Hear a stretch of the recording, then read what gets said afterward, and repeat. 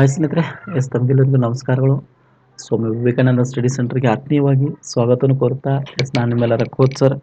ಅಥವಾ ಈಗಾಗಲೇ TET ಪರೀಕ್ಷೆಯನ್ನು ಕಂಪ್ಲೀಟ್ ಮಾಡಿದ್ದೇವೆ. 2024ರ ಒಂದು ಪೇಪರ್ 2ಗೆ ಸಂಬಂಧಪಟ್ಟಂತೆ ಮೋಸ್ಟ್ ಪ್ರೊಬ್ಯಾಬಿಲಿಟಿ ಆಗಿರ್ತಕ್ಕಂಥ ಕೆಲವೊಂದು ಕೀ ಆನ್ಸರ್ಗಳನ್ನ ನೋಡುವಂಥ ಪ್ರಯತ್ನ ಇಲ್ಲಿ ಮಾಡ್ತಾ ಇದ್ದಾವೆ.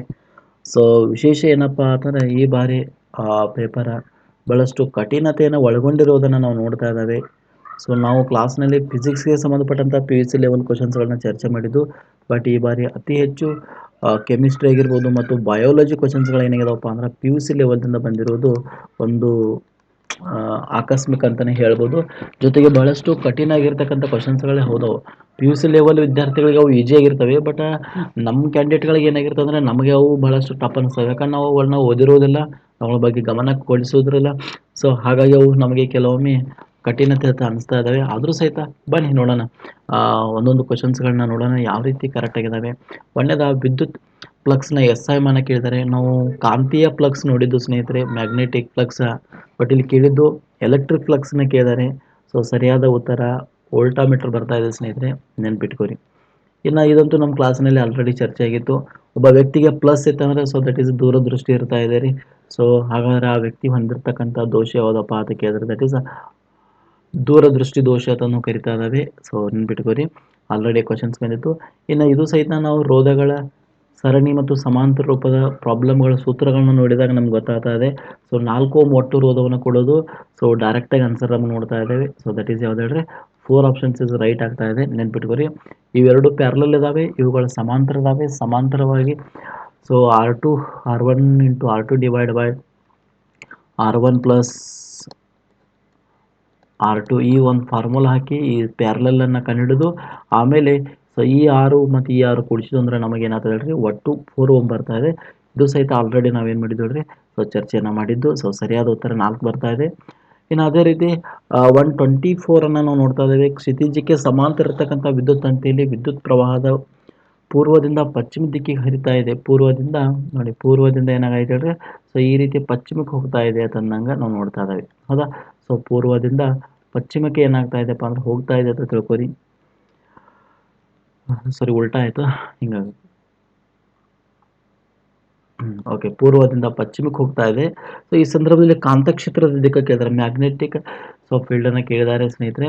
ಸೊ ಇದು ನಾವು ಯಾರ ನಿಯಮಗಳು ನೋಡ್ತಾವಪ್ಪ ಅಂದ್ರೆ ಮ್ಯಾಕ್ಸ್ವೆಲ್ ರವರ ಹಿಡಗಟ್ಟು ನಿಯಮಗಳು ನೋಡ್ತಾ ಇದ್ದಾವೆ. ಆಯ್ತಾ? ಮ್ಯಾಕ್ಸ್ವೆಲ್ ರವರ ಹಿಡಗಟ್ಟು ನಿಯಮಗಳು ವಿದ್ಯುತ್ ಪ್ರವಾಹದ ದಿಕ್ಕನ್ನು ಮತ್ತು ಕಾಂತೀಯ ಬಲರೇಖೆಗಳ ದಿಕ್ಕನ್ನು ತಿಳಿಸ್ತಕ್ಕಂಥ ಒಂದು ದಿಕ್ಕುಗಳ ಮೂಲಕ ನಾವು ಕನ್ಫರ್ಮ್ ಮಾಡ್ಬೋದು.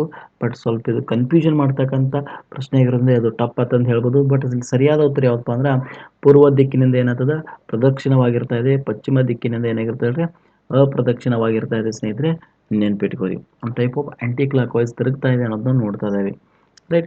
ಇನ್ನು 125 ಆಲ್ರೆಡಿ ನಮ್ಮ ಕ್ಲಾಸ್ನಲ್ಲಿ ಬಂದಿರತಕ್ಕಂಥ ಪ್ರಶ್ನೆ ಸ್ನೇಹಿತರೆ, ಇದ್ರ ಬಗ್ಗೆ ನಾವು ಚರ್ಚೆ ಮಾಡಿದ್ದು ಶಕ್ತಿಯ ಪಾಠದಲ್ಲಿ. ಸೊ ಸೌರ ಸ್ಥಿರಾಂಕ, ಸೌರಶಕ್ತಿ ಬಗ್ಗೆ ಚರ್ಚೆ ಮಾಡಿದಾಗ ನಾವು ಅದ್ರ ಬಗ್ಗೆ ಚರ್ಚೆ ಮಾಡಿದ್ದು. ಸೊ ಸರಿಯಾದ ಉತ್ತರ ಯಾವತ್ತಪ್ಪ ಅಂದ್ರೆ 1.4 kJ/s/m² ಅಂತ ನಾವು ಕರಿತಾ ಇದ್ದೇವೆ. ಸೊ ಎಕ್ಸಾಕ್ಟ್ಲಿ ರೈಟ್ ಯಾವ್ದು ಹೇಳ್ರಿ, so number 1 options is right. ಇನ್ನು ಅದೇ ರೀತಿ ಸ್ನೇಹಿತರೆ ನೆಕ್ಸ್ಟ್ ಮುಂದಿನ ಪ್ರಶ್ನೆ ನೋಡೋಣ. ಸೊ ಇದು ಸಹಿತ ನಾವು ಮಾಡೆಲ್ ಕ್ವಶನ್ ಪೇಪರ್ದಾಗ ಚರ್ಚೆ ಮಾಡಿದ್ದು. ಆಗ ವಾಹನಗಳಲ್ಲಿ ಹಿನ್ನೋಟ ದರ್ಪಣವಾಗಿ ಸೊ ಸಮತಲ ದರ್ಪಣ ಬದಲಾಗಿ ಪೀನ ದರ್ಪಣಗಳನ್ನ ಬಳಸ್ತಾ ಇದ್ದಾರೆ. ಬಿಕಾಸ್ ಅಪ್ಪ ಅದರ ದೃಷ್ಟಿ ಕ್ಷೇತ್ರ ಏನಾಗಿದೆ ಹೇಳಿದ್ರೆ ಬಹಳ ಅಧಿಕವಾಗಿರ್ತಾ ಇದೆ, ನೆನ್ಪಿಟ್ಕೋರಿ. ಆಯ್ತಾ?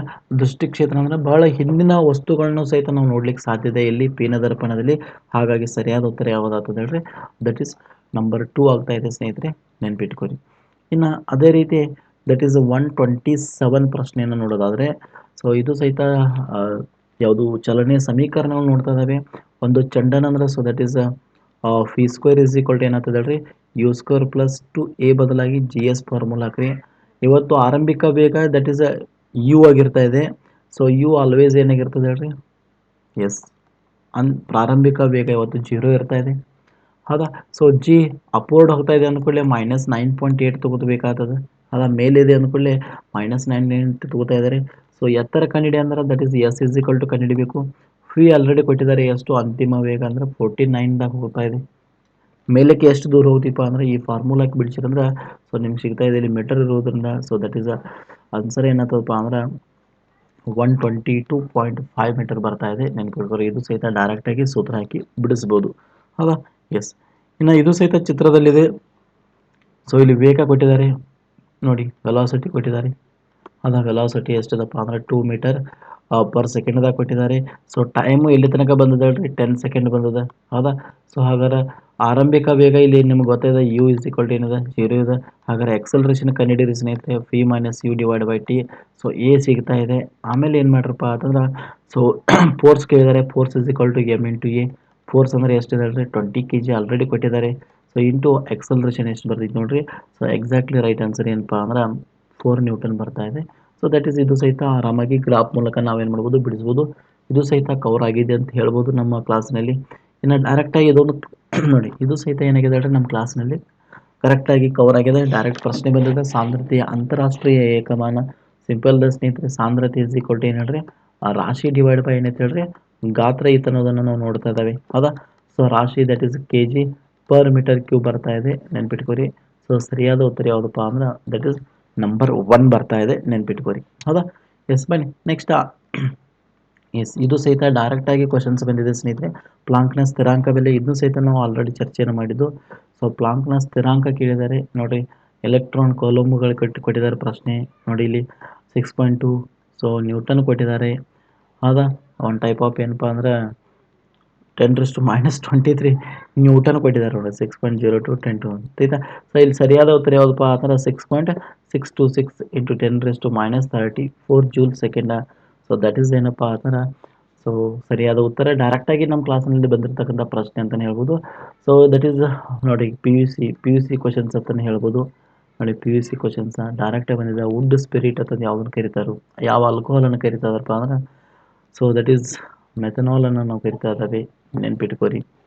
ಸೊ ದಟ್ ಈಸ್ ಯಾವುದಾದ್ರೆ CH3OH ಅಂತ ನಾವು ಕರಿತಾ ಇದ್ದಾವೆ. ದಟ್ ಈಸ್ ಮೆಥನಾಲ್ ಏನಾಗಿದೆಪ್ಪ ಅಂದ್ರೆ ವುಡ್ ಸ್ಪಿರಿಟ್ ಅಂತಲೂ ನಾವು ಕರಿತಾ ಇದ್ದಾವೆ. ಸೊ ನೆನ್ಪಿಟ್ಕೋರಿ. ಹೌದಾ. ಸೊ ವುಡ್ ಸ್ಪಿರಿಟ್ ಅಂದರೆ ಯಾವ್ದು ಹೇಳ್ರಿ, ಮೆಥನಾಲ್ ಅಂತ ನಾವು ಕರಿತಾ ಇದ್ದಾವೆ, ನೆನ್ಪಿಟ್ಕೋರಿ. ಕ್ಲಿಯರ್.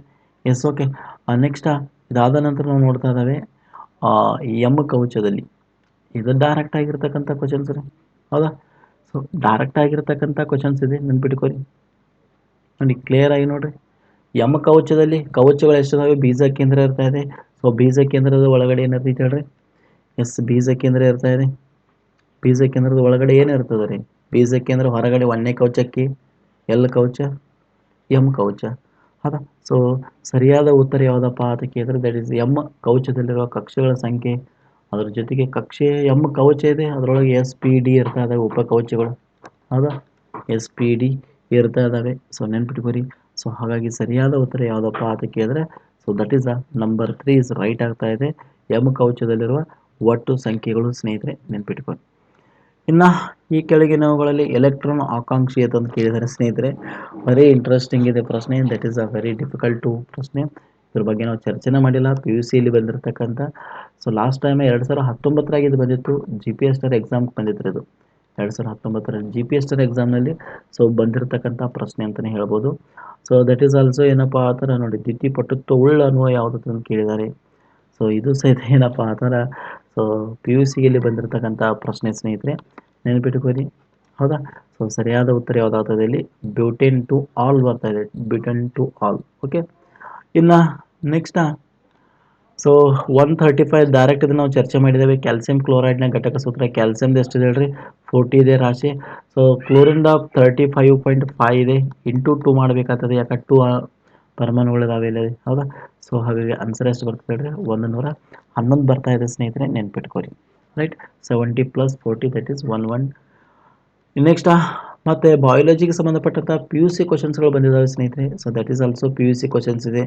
ಬೇರ್ಪಟ್ಟ DNA ಪಟ್ಟಿಗಳನ್ನು ಅಗರೋಸ್ ಜೆಲ್ನಿಂದ ತುಂಡಿಸಿ ಹೊರಗೆ ತೆಗಿಬಹುದಾದಂಥ ಹಂತಗಳು. ದಟ್ ಈಸ್ ಅಲ್ಲಿ ಎಲೆಕ್ಟ್ರಿಕ್ಸ್ ಮಾಡಬೇಕು, ಜೆಲ್ ಎಲೆಕ್ಟ್ರೋಸಿಸ.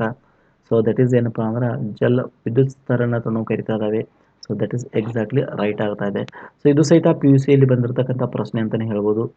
ಇನ್ನು ಅದೇ ರೀತಿ ಸೊ ಕುಟುಕು ಕರಬಳ್ಳಿಗಳನ್ನು ಹೊಂದಿರುವ ಸಮುದ್ರದ ಅನಿಮೋನಗಳಿಗಿರ್ಬೋದು, ಕರಬಳ್ಳಿ ನಡುವೆ ಜೀವಿಸುವ ಕ್ಲೌನ್ ಮೀನು. ಸೊ ಇದಕ್ಕೆ ಉದಾಹರಣೆ ಅಂತ ಕೇಳಿದ್ದಾರೆ.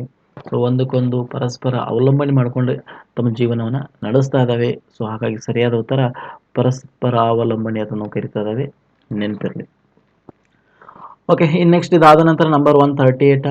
ಸೊ ದಟ್ ಈಸ್ ಇದು ನಮ್ಮ ರೆಕಾರ್ಡ್ ವಿಡಿಯೋದಲ್ಲಿ ನಾನು ಕಶೇರುಕಗಳಲ್ಲಿ ಅಕಶೇರುಕ ಟಾಪಿಕ್ ಅದಾಗ ಬರ್ತಾ ಇದೆ. ರೆಕಾರ್ಡ್ ವಿಡಿಯೋಗಳನ್ನ ಆಲ್ರೆಡಿ ಕೊಟ್ಟಿದ್ದು. ಸೊ ಅದ್ರ ಸಹಿತ ಕನ್ಫ್ಯೂಷನ್ ಕ್ವಶನ್ಸ್ ಭಾಳಷ್ಟು ಜನರಿಗೆ ಇದು ಸಹಿತ ಏನಾಗಿದೆಪ್ಪ ಅಂದ್ರೆ ಟಫ್ ಆಗಿದೆ ಅಂತ ಹೇಳ್ಬೋದು. ಸೊ ಇಲ್ಲಿ ವಂಶದೊಂದಿಗೆ ಬಿ ವಂಶಗಳ ಗುಣಲಕ್ಷಣಗಳನ್ನು ಗುರ್ತ ಮಾಡ್ರಿ ಅಂದರು. ಸೊ ನಾವು ನೋಡಬಹುದು ಈ ಉದಾಹರಣೆ ಫೋರಿಫೇರ್ ಅದಲ್ಲ. ಸೊ ಫೋರಿಫೇರ್ ಏನಾಗ್ತದಪ್ಪ ಅಂದ್ರೆ ಜೀವಕೋಶೀಯ ಮಟ್ಟ ಮತ್ತು ವಿವಿಧ ಸಮ್ಮತಿಗಳಲ್ಲಿ ಮತ್ತು ಇಲ್ಲಿ ದೇಹಾವಕಾಶ ಇರುವುದಿಲ್ಲ.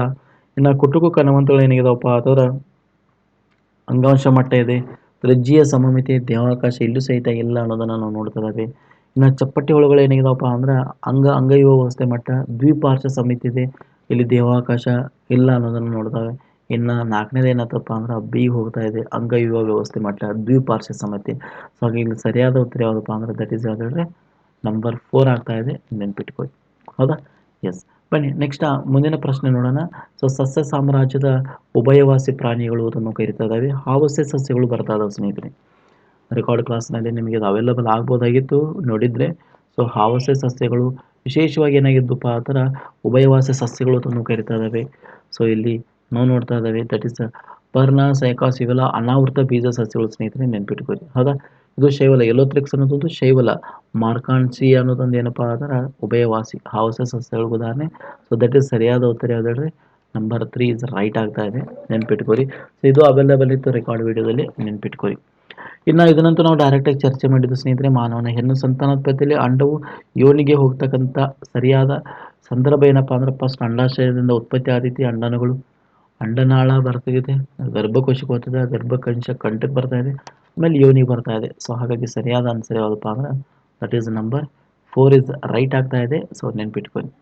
ಇನ್ನು ಮುಂದಿನ ಪ್ರಶ್ನೆ ನೋಡೋಣ. ಸೊ ದಟ್ ಈಸ್ ಹಿಮೋಗ್ಲೋಬಿನ್ ಬೀಟಾಗ್ಲೋಬಿನ್ ಸರಣಿಯ 6ನೇ ಸ್ಥಾನದಲ್ಲಿ ಗ್ಲುಟಾಮಿಕ್ ಆಮ್ಲವು ವ್ಯಾಲಿನಿಂದ ಬದಲಿಕೆ ಆಗೋದ್ರಿಂದ ಈ ದೋಷ ನೋಡಿ. ಇವೆಲ್ಲ ನೀಟ್ ಪರೀಕ್ಷೆಗೆ PUC ಪರೀಕ್ಷೆಗೆ ಬರ್ಬೋದಾದಂಥ ಪ್ರಶ್ನೆಗಳು ಇವೆಲ್ಲ ರೀ, ಬಯಾಲಜಿ. ಹೌದಾ? ಸೊ ಇಲ್ಲಿ ಸರಿಯಾದ ಉತ್ತರ ಯಾವುದಪ್ಪ ಅಂದ್ರೆ ಸೊ ಕುಡುಗೋಲು ಆಕಾರದ ಜೀವಕೋಶದ ರಕ್ತಹೀನತೆ ಬರ್ತಾ ಇದೆ ಅನ್ನೋದು ನಾವು ನೋಡ್ತಾ ಇದ್ದೇವೆ. So that is a very tough questions ಅಂತಲೇ ಹೇಳ್ಬೋದು ಇವು. ಹೌದಾ? ಸೊ ಬನ್ನಿ ನೆಕ್ಸ್ಟ್ ಮುಂದಿನ ಪ್ರಶ್ನೆ ನೋಡೋಣ. ಸೊ ಈ ಕೆಳಗೆ ನೀಡಿರುವ ಹೇಳಿಕೆಗಳನ್ನ ಓದಿರಿ, ಸರಿಯಾದ ಆಯ್ಕೆ ಬರೀರಿ. ಯುಗ್ಮಜದಿಂದ ಭ್ರೂಣದ ಪರಿವರ್ತನೆ ಆಗೋದನ್ನ ಭ್ರೂಣ ಉತ್ಪತ್ತಿ, ಎಕ್ಸಾಕ್ಟ್ಲಿ ಕರೆಕ್ಟ್ ಇದೆ ಸ್ನೇಹಿತರೆ. ಯುಗ್ಮಜ ಅಂದ್ರೆ ನಿಮ್ಗೆ ಗೊತ್ತಿದೆ ರೀ. ಸೊ ಯುಗ್ಮಜ ನಿಷೇಚನದಿಂದಾಗಿ ಯುಗ್ಮಜ ಉಂಟಾಗ್ತಿದೆ ಅನ್ನೋದು ನಿಮ್ಗೆ ಆಲ್ರೆಡಿ ಗೊತ್ತಿದೆ. ಇನ್ನು ಈ ಭ್ರೂಣೋತ್ಪತ್ತಿ ಸಂದರ್ಭದಲ್ಲಿ ಯುಗ್ಮಜವು ಕೋಶ ವಿಭಜನೆ ಮತ್ತು ಕೋಶ ವಿಭೇದೀಕರಣ, ಹೌದು ಅಲ್ಲಿ ಕೋಶ ವಿಭಜನೆ ಆಗ್ಲಿಕ್ಕೆ ಸ್ಟಾರ್ಟ್ ಆಗ್ತಾ ಇದೆ, ವಿಭೇದೀಕರಣ ಆಗ್ತಾ ಇದೆ. ಸೊ ಎರಡು ಹೇಳಿಕೆಗಳು ಏನಾಗಿದಾವೆ? ಸೊ ಸರಿಯಾಗಿದ್ದಾವೆ ಸ್ನೇಹಿತರೆ, ನೆನ್ಪಿಟ್ಕೊಳ್ಳಿ. ಹೌದಾ? ಎಸ್. ಇದು ಸಹಿತ PUC ಲೆವೆಲ್ ಇರ್ತಕ್ಕಂಥ ಕ್ವಶನ್ಸ್ ಸ್ನೇಹಿತರೆ, ನೆನ್ಪಿಟ್ಕೊಳ್ಳಿ. ನಾವು ಕೋಶ ವಿಭಜನೆಗಳು ನೋಡ್ತಾ ಇದ್ದಲ್ಲ, ಸೊ ಅಲ್ಲಿ ಬರ್ತಕ್ಕಂಥ ಕಾನ್ಸೆಪ್ಟ್ ಅದನ್ನು ನಾವು ನೋಡ್ತಾ ಇದ್ದೇವೆ. ಸೊ ಭಾಳಷ್ಟು ಕ್ವಶನ್ಸ್ಗಳು ನಾವು ನೋಡ್ತಾ ಇದ್ದಾವೆ, ನೆನ್ಪಿಟ್ಕೊಳ್ಳಿ. ಇನ್ನು ಪುನರಾವರ್ತಿತ ಆಗಿರ್ತಕ್ಕಂಥ ಪರಿಶೀಲಿಸಬಹುದಾದಂಥ ವೀಕ್ಷಣೆಗಳು. ಸೊ ದಟ್ ಈಸ್ ದ ಪುನರಾವರ್ತಿತವಾಗಿರ್ತಾವೆ ಮತ್ತು ಅದನ್ನು ನಾವು ಪರೀಕ್ಷೆ ಮಾಡ್ತಿರ್ತವೆ. ಸೊ ದಟ್ ಈಸ್ ಏನಪ್ಪ ಅಂತಂದ್ರೆ ಅಲ್ಲಿ ರಿಪೀಟ್, ಪುನರಾವರ್ತನೆ ಅಂದರೆ ರಿಪೀಟ್ ಆಗ್ತಿರ್ತವೆ, ಜೊತೆಗೆ ಅವುಗಳನ್ನು ಮತ್ತೆ ವೆರಿಫಿಕೇಶನ್ ಮಾಡ್ತಿರ್ತದೆ. ಸೊ ದಟ್ ಈಸ್ ಯಾವುದಪ್ಪ ಅಂದ್ರೆ ತಥ್ಯಗಳು ತಂದು ಕರಿತಾ ಇದ್ದಾವೆ, ದಟ್ ಈಸ್ ಫ್ಯಾಕ್ಟ್ಸ್ ತಂದು ಕರಿತಾವೆ. ಇಂಗ್ಲೀಷ್ನಲ್ಲಿ ನೀವು ನೋಡಿದ್ರೆ ಸೊ ದಟ್ ಈಸ್ ಕ್ಲಿಯರ್ ಆಗಿ ನಿಮ್ಗೆ ಸಿಗ್ತಾ ಇದೆ. That is facts is right ಅಂತ ನಾವು ನೋಡ್ತಾ ಇದ್ದಾವೆ, ನೆನ್ಪಿಟ್ಕೊರಿ. ನೆಕ್ಸ್ಟ್ ಇದು ಅನೇಕ ಮಾನಸಿಕ ಪ್ರಕ್ರಿಯೆಗಳ ಸಂಯೋಜನೆ ಉನ್ನತ ಸಮಸ್ಯಾತ್ಮಕ ಸನ್ನಿವೇಶದ ಸಂದರ್ಭದಲ್ಲಿ ಸ್ಥಿರವಾಗಿ ನಿರ್ದಿಷ್ಟ ವಿಧಾನಗಳಲ್ಲಿ ವರ್ತಿಸ್ತಕ್ಕಂಥ ಒಂದು ಗುಣವನ್ನು ಬೆಳೆಸ್ತಾ ಇದೆ.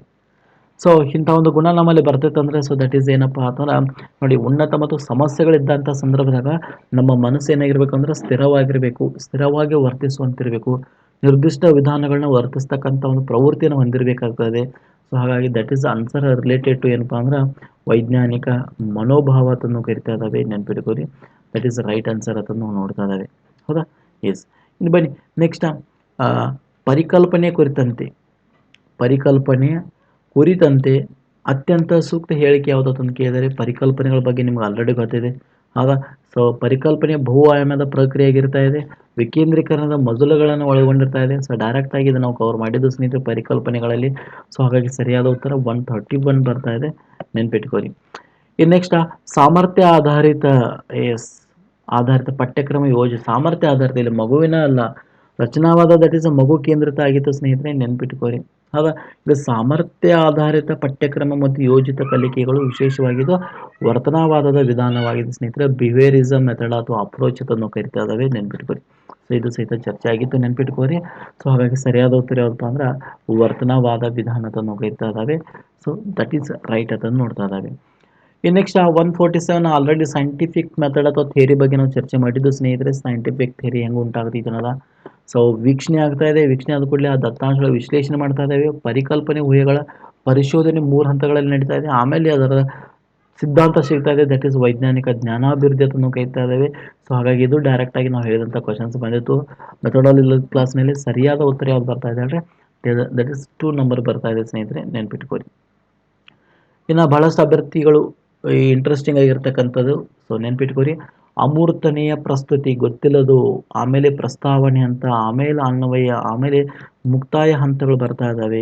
ಸೊ ದಟ್ ಈಸ್ ನಮ್ಮ ಪ್ರಕಾರ ನೋಡಿ, ಇದು ಸ್ಟಾರ್ ಮಾರ್ಕ್ ಇಡ್ತೇನೆ, ಬಟ್ ನಮ್ಮ ಪ್ರಕಾರ ಏನಪ್ಪ ಅಂದ್ರೆ ಸೊ ದಟ್ ಈಸ್ ಪರಿಕಲ್ಪನಾ ನಕ್ಷೆ. ಇದ್ರ ಬಗ್ಗೆ ನಾವು ಕಾನ್ಸೆಪ್ಟ್ ಮ್ಯಾಪಿಂಗ್ ಬಗ್ಗೆ ಚರ್ಚೆ ಮಾಡಿದ್ದು. ಸೊ ಅದ್ರ ಬಗ್ಗೆ ನಮಗೆ ಏನಾಗ್ತದೆ ಹೇಳ್ರಿ, ಸೊ ಸಿಗ್ತಾ ಇದೆ. ಸೊ ಹಾಗಾಗಿ ಪರಿಕಲ್ಪನಾ ನಕ್ಷೆ ಏನಾಗ್ತದೆ ಹೇಳ್ರಿ, ಸೊ ರೈಟ್ ಆನ್ಸರ್ ಆಗ್ತಾ ಇದೆ. ಸೊ ನೋಡೋಣ ಕೀ ಆನ್ಸರ್ನಲ್ಲಿ ಸ್ನೇಹಿತರೆ, ಹೌದಾ? ಎಸ್, ಬನ್ನಿ ನೆಕ್ಸ್ಟ್. ಶಿಕ್ಷಕರು ಮೊದಲು ಓಮ್ನ ನಿಯಮನ ಹೇಳ್ತಾರೆ, ವೆರಿ ಗುಡ್, ಹೇಳಿ. ನಂತರ ಪ್ರಾಯೋಗಿಕ ಅನುಭವನ ಒದಗಿಸ್ತಾ ಇದ್ದಾರೆ. ಸೊ ಪ್ರಾಯೋಗಿಕ ಅನುಭವ ಅನ್ನೋದು ಅನುಗಮನ ಸ್ನೇಹಿತರೆ, ನೆನಪಿಟ್ಕೋರಿ. ಪ್ರಾಯೋಗಿಕ ಮೂಲಕ ಕಲಿಸೋದು ಅನುಗಮನ, ಓಮ್ನ ನಿಯಮ ಡೈರೆಕ್ಟ್ ಹೇಳೋದು ಫಸ್ಟ್ ನಿಗಮನ, ಹೌದಾ? ಸೊ ಹಾಗಾದ್ರೆ ಇವೆರಡು ಮಿಕ್ಸ್ ಆಗಿದೆ ಅಂದ ಕೂಡಲೇ ಸೊ ದಟ್ ಈಸ್ ಸರಿಯಾದ ಉತ್ತರ ನಿಗಮನ ಗುಮನ ಅಂತ ಕರಿತಾ ಇದ್ದಾವೆ. ಡಿಡಕ್ಟಿವ್ ಇಂಡಕ್ಟಿವ್ ಮೆಥಡ್ ಅಂತ ಕರಿತಾ ಇದ್ದಾವೆ. ಸೊ ಎರಡೂ ನಿಯಮಗಳು ಇಲ್ಲಿ ಸೊ ಏನಾಗಿದೆ ಅಂದರೆ ಯೂಸ್ ಆಗಿದೆ. ಸೊ ಹಾಗಾಗಿ ದಟ್ ಈಸ್ ನಿಗಮನ ಗುಮನ ಪದ್ಧತಿ, ದಟ್ ಈಸ್ ರೈಟ್ ಆಗ್ತಾ ಇದೆ. ಸೊ ನೆನ್ಪಿಟ್ಕೊಳ್ಳಿ, ಓಕೆ. ಸೊ ಇದು ಸಹಿತ ಡೈರೆಕ್ಟ್ ಆಗಿ ಚರ್ಚೆ ಆಗಿರ್ತಕ್ಕಂಥ ಪ್ರಶ್ನೆ. ನೆಕ್ಸ್ಟ್, ಪ್ರತಿಫಲನ ರಿಫ್ಲೆಕ್ಟಿವ್ ಅಭ್ಯಾಸದ ಸರಣಿ ಕ್ರಮ. ಸೊ ದಟ್ ಈಸ್ ನಿಮಗೆ ಗೊತ್ತೇ ಇದೆ ಸ್ನೇಹಿತರೆ. ಫಸ್ಟ್ ಯೋಜನೆ ಆಗ್ತಾ ಇದೆ, ಮೌಲ್ಯ ಮಾಪಿಸ್ತಾ ಇದ್ದಾವೆ, ಮೌಲ್ಯ ನಡೀತಾ ಇದೆ, ಮೌಲ್ಯಾಂಕನ ಮಾಡ್ತಾ ಇದ್ದಾವೆ, ಆಮೇಲೆ ಅದನ್ನು ಅನುಷ್ಠಾನಗೊಳಿಸ್ತಾ ಇದ್ದಾವೆ. So that is a right answer ಯಾವುದಪ್ಪ ಅಂದ್ರೆ that is second one. So ನೋಡಿ ಸ್ನೇಹಿತರೆ, ಈ ಕ್ವಶನ್ಸ್ ಪೇಪರ್ನ ನೋಡಿದಾಗ ಸೊ ಟಪ್ ಮತ್ತು ನಮ್ಮ ಕ್ಲಾಸ್ನಲ್ಲಿ ಬಂದಿರೋ ಕ್ವಶನ್ಸ್ಗಳು ನೋಡಿದಾರೆ. ಸೊ ದಟ್ ಈಸ್ ಒಂದು ಕ್ವಶನ್ಸ್ ನಮ್ಮಲ್ಲಿ ಬಂದಿದೆ. ನೆಕ್ಸ್ಟ್ 148 ಬಂದಿದೆ 2, 147 3, ಸೊ 46 4, ನೆಕ್ಸ್ಟ್ 45 5 ಬಂದಿದ್ದಾವೆ, ನೆಕ್ಸ್ಟ್ 5, ನೆಕ್ಸ್ಟ್ 44 6, ನೆಕ್ಸ್ಟ್ ನೋಡಿ ಇವೆಲ್ಲ ಪಿ ಯು ಸಿ ಲೆವೆಲ್ಗಳು ಕ್ವಶನ್ಸ್ಗಳು ನೋಡ್ತಾ ಇದ್ದಾವೆ. ಸೊ 6, ನೆಕ್ಸ್ಟ್ ಇದು 7, ನೆಕ್ಸ್ಟ್ 8, ನೆಕ್ಸ್ಟ್ ನೋಡಿ 9, ನೋಡಿ ಇದು ನಮ್ಮ ಕ್ಲಾಸ್ನಲ್ಲಿ ಬಂದಿರತಕ್ಕಂಥ ಪ್ರಶ್ನೆ 9. ನೆಕ್ಸ್ಟ್ ಏನಪ್ಪ ಅಂದ್ರೆ ಸೊ ಕವಚದಲ್ಲಿರುವ ನೋಡಿ 10ನೇ ಕ್ವಶನ್ಸ್ 132. ನೆಕ್ಸ್ಟ್ ಪ್ಲಾಂಕ್ನ ಸ್ಥಿರಾಂಕ 11ನೇ ಕ್ವಶನ್ಸ್, ಇದು ಸಹಿತ ನಮ್ಮ ಕ್ಲಾಸ್ನಲ್ಲಿ ಬಂದಿರೋದು, ಹೌದಾ? ಎಸ್. ನೆಕ್ಸ್ಟ್ ಸಾಂದ್ರತೆ ಏಕಮಾನ, ದಟ್ ಈಸ್ 12. ನೆಕ್ಸ್ಟ್ ಇದು ಸಹಿತ ನಮ್ಮ ಕ್ಲಾಸ್ನಲ್ಲಿ ಕವರ್ ಆಗಿದೆ, ಇದು ಕವರ್ ಆಗಿದೆ ಸ್ನೇಹಿತರೆ. ಸೊ 13 ಅದು. ನೆಕ್ಸ್ಟ್ ವಾಹನಗಳ ಹಿನ್ನೋಟ ದರ್ಪಣ ಪಿನ, ಇದು ಕವರ್ ಆಗಿದೆ 14 ಕ್ವಶನ್ಸ್ಗಳು. ಇನ್ನು ಅದೇ ರೀತಿ ಸೌರ ಸ್ಥಿರಾಂಕ ಡೈರೆಕ್ಟಾಗಿ ಕವರ್ ಮಾಡಿದ್ದೇವೆ ಸ್ನೇಹಿತರೆ 15ನೇ ಕ್ವಶನ್ಸ. ಇನ್ನು ನೆಕ್ಸ್ಟ್ ಅದೇ ರೀತಿ ನೋಡಿ ಇವೆರಡು 15 16, ಸೊ 17. ಸೊ ಸುಮಾರು ನಮ್ಮ ಕ್ಲಾಸ್ನಿಂದ 17 ಕ್ವಶನ್ಸ್ಗಳು ಏನಾಗಿದೆಪ್ಪ ಅಂದ್ರೆ ಸೊ ಈ ಬಾರಿ ಕಡಿಮೆ ಇದ್ದಾವೆ. ಸೊ ಅತಿ ಕಡಿಮೆ ಬಂದಿರತಕ್ಕಂಥ ಪರೀಕ್ಷೆ ಅಂತಲೇ ಹೇಳ್ಬೋದು. ಪ್ರತಿ ಸಲ ನಾವು ಸುಮಾರು 25+ ಕೊಡ್ತಿದ್ದು, ಬಟ್ ಈ ಬಾರಿ 17+ ಕೊಡ್ಲಿಕ್ಕೆ ನಮಗೆ ಏನಾಗಿದೆ ಹೇಳ್ರಿ ಸಾಧ್ಯ ಆಗಿದೆ ಸ್ನೇಹಿತರೆ. ಇದ್ದದ್ದನ್ನು ಹೇಳ್ತಾ ಇದ್ದಾವೆ. ಬಟ್ ಈ ಬಾರಿ ಪಿ ಯು ಸಿ ಸಿಲೆಬಸ್ ಬಂದಿರೋದ್ರಿಂದ ನಮಗೆಲ್ಲ ಕನ್ಫ್ಯೂಷನ್ ಇತ್ತು, ಅಭ್ಯರ್ಥಿಗಳು ಬಹಳಷ್ಟು ಕೇಳಿದರು. ಸೊ ನಾವು ಒಂದು 10% ಬರ್ಬೋದಾಗಿತ್ತು, ಬಂದಿದ್ದಾವೆ ಪ್ರಶ್ನೆ. ಬಟ್ ನಾವು ಫಿಸಿಕ್ಸ್ನಲ್ಲಿ ಬರ್ತಾವತ್ತಂದ್ರೆ ನಾವೇನು ಮಾಡಿದ್ವಿ ಹೇಳ್ರಿ, ಫಿಸಿಕ್ಸ್ ಪಿ ಯು ಕ್ಲಾಸದ ಕಾನ್ಸೆಪ್ಟ್ಗಳನ್ನ ಕೆಲವೊಂದು ಏನು ಮಾಡಿದ್ದೆಪ್ಪ ಅಂದ್ರೆ ನಾನು ಚರ್ಚೆ ಮಾಡಿದ್ದೆ. ಬಟ್ ಅಲ್ಲಿರ್ತಕ್ಕಂಥ ಕ್ವಶನ್ಸ್ಗಳು ಒಂದೇ ಬಂದಿದೆ ಸ್ನೇಹಿತರೆ, ಅದನ್ನು ಬಿಟ್ಟು ಮತ್ತೆ ಯಾವುದೂ ಬಂದಿಲ್ಲ ಅಲ್ಲಿ ಪಿ ಯು ಸಿಗೆ ಸಂಬಂಧಪಟ್ಟಂತೆ. ಸೊ ನೆನ್ಪಿಟ್ಕೋರಿ, ಸೊ 17 ಕ್ವಶನ್ಸ್ಗಳು ಬಂದಿರೋದು ಒಂದು ಹೆಮ್ಮೆ ಅಂತಲೇ ಹೇಳ್ಬೋದು. ಬಟ್ ಇನ್ನೂ ಬರಬೇಕಾಗಿತ್ತು, ನಮ್ಮ ಮನಸ್ಸಿಗೆ ಸಮಾಧಾನ ಇಲ್ಲ. ಯಾಕಂದರೆ ಸೊ ಸುಮಾರು ಎಷ್ಟು ಕ್ವಶನ್ಸ್ಗಳು ಬಂದವಪ್ಪ ಅಂದ್ರೆ ಸೊ ನೋಡಿ 124, ದಟ್ ಈಸ್ 1 ಬಂದಿದೆ, ರೈಟ್? ಅದು ನಮ್ಗೆ ಬರ್ತದೆ, ಬಟ್ ಅದು confusion P U C level questions. ಅದು ನಮ್ಮ ಕ್ಲಾಸ್ನಲ್ಲಿ ಕವರ್ ಆಗಿದೆ, ಬಟ್ ಅಷ್ಟು ಕ್ಲಾರಿಟಿ ಇಲ್ಲ ಅದು ನಮ್ಮದು, ರೈಟ್? ಸೊ ನೋಡಿ 1 ಕ್ವಶನ್ಸ್ ಆಗಿದೆ. ನೆಕ್ಸ್ಟ್ ನೋಡಿ ಇದು ಪಿ ಯು ಸಿ ಡೈರೆಕ್ಟ್ 2ನೇ ಕ್ವಶನ್ಸ. ನೆಕ್ಸ್ಟ್ ಇದು 3ನೇ ಕ್ವಶನ್ಸ. 134 4ನೇ ಕ್ವಶನ್ಸ್ ಪಿ ಯು ಸಿ ಲೆವೆಲ್ದು. Next 36 that is 5th one questions, ಹೌದಾ? 5ನೇ ಕ್ವಶನ್ಸ. ನೋಡಿ ಇದು 6ನೇ ಕ್ವಶನ್ಸ. ನೆಕ್ಸ್ಟ್ ನೋಡಿ 8ನೇ ಕ್ವಶನ್ಸ, 9ನೇ ಕ್ವಶನ್ಸ, ಹೌದಾ? ಎಸ್ ನೋಡಿ, ಸುಮಾರು 9 ಪ್ರಶ್ನೆಗಳೇನಾಗಿದಾವಪ್ಪ ಆ ಥರ ಪಿ ಯು ಸಿನಿಂದ ಬಂದಿರತಕ್ಕಂಥ ಪ್ರಶ್ನೆಗಳಾಗಿದ್ದಾವೆ. ಸೊ ಹಾಗಾಗಿ ಏನು ಕನ್ಫ್ಯೂಷನ್ ಮಾಡೋ ಅವಶ್ಯಕತೆನೇ ಇಲ್ಲ. ನಾನು ಆಲ್ರೆಡಿ ನಿಮಗೆ ಹೇಳಿದ್ದೇವೆ ಏನಪ್ಪ ಅಂದ್ರೆ ಒಂದು 8ರಿಂದ 10 ಕ್ವಶನ್ಸ್ಗಳು ಬರ್ತಾ ಇದ್ದಾವೆ ಅಂತಂದ. ಬಟ್ ಏನೂ ಮಾಡೋಕ್ಕೆ ಸಾಧ್ಯ ಇಲ್ಲ ರೀ, ಒಂದು ಸ್ವಲ್ಪ ಕಠಿಣತೆ ಇದೆ, ಏನೂ ಮಾಡೋಕ್ಕಾಗಲ್ಲ. ಹೌದಲ್ರಿ? ಎಸ್, ಈ ರೀತಿ ಬರಬಾರ್ದಾಗಿತ್ತು ಕ್ವಶನ್ಸ್ ಪೇಪರ ಅಂದ್ಕೊಂಡಿಲ್ಲ. ಸೊ ಎಕ್ಸ್ಪೆಕ್ಟೇಷನ್ ಮಾಡಲಾಗಿದ್ದು, ಊಹೆನೂ ಮಾಡಲಾಗಿದ್ದು, ಬಟ್ ಅನಿವಾರ್ಯ ಆಗಿದೆ, ಏನೂ ಮಾಡೋಕ್ಕೆ ಸಾಧ್ಯ ಇಲ್ಲ ಸ್ನೇಹಿತರೆ. ಆಯಿತಾ? ಸೊ ಮುಂದಿನ ದಿನಗಳಲ್ಲಿ ಮತ್ತಷ್ಟು ನಾವು ಹೆಚ್ಚಿಗೆ ಓದುವಂಥ ಪ್ರಯತ್ನ ಮಾಡಬೇಕಾಗಿದೆ.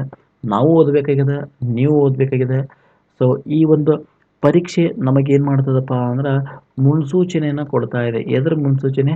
GPSTನಲ್ಲಿ ನಾವು ಇದೇ ರೀತಿ ಕ್ವಶನ್ಸ್ ಪೇಪರನ್ನು ತೆಗಿತೇವೆ ಅನ್ನುವಂಥದ್ದು ಮುನ್ಸೂಚನೆಯನ್ನು ಕೊಡ್ತಾ ಇದೆ ಸ್ನೇಹಿತರೆ. ಹಾಗಾಗಿ ಬಿ ಕೇರ್ಫುಲ್ ಆಗಿರಿ. ಸೊ ಬಹಳಷ್ಟು ಜನ ಅಭ್ಯರ್ಥಿಗಳು ಎಲಿಜಿಬಲ್ ಆಗ್ತೀರಿ, ಬಟ್ ಏನು ಎಲಿಜಿಬಲ್ ಆಗ್ತಿರಲ್ಲ ಅವರಿಗೆ ಒಂದು ಕಿವಿ ಮಾತನ್ನು GPSTರಿಗೆ ಯಾರು ಸ್ಟಡಿ ಮಾಡ್ತಾ ಇದಾರಲ್ಲ, ಬರೀ TET ಪಾಸ್ ಆದರಷ್ಟಲ್ಲ, ಇನ್ನು ಮುಂದೆ GPST ಎಲ್ಲ ಸ್ಟಡಿ ಮಾಡೋದ್ರಲ್ಲ ಅವರಿಗೂ ಈ ಒಂದು ಪರೀಕ್ಷೆ ಏನು ಮಾಡ್ತೈತೆ ಹೇಳ್ರಿ, ಒಂದು ಮುನ್ಸೂಚನೆಯನ್ನು ಕೊಡ್ತಾ ಇದೆ.